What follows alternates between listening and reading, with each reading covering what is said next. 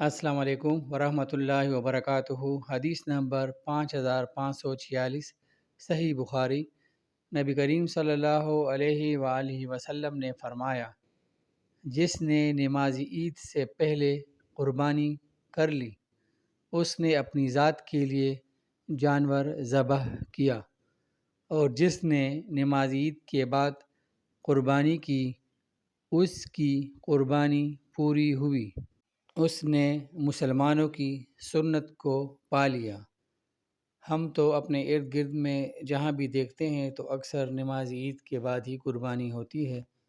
لیکن اگر کسی کے علم میں یہ چیز نہ ہو اور کسی نے پہلے کی ہو تو ان سے گزارش ہے کہ اس حدیث پر عمل کرے، تاکہ جو قربانی کرنے کا ثواب ملتا ہے، جو اللہ تعالیٰ کے لیے ہم قربانی کرتے ہیں اور سنت ابراہیمی پر عمل کرتے ہیں، تو وہ پوری ہو۔ والسلام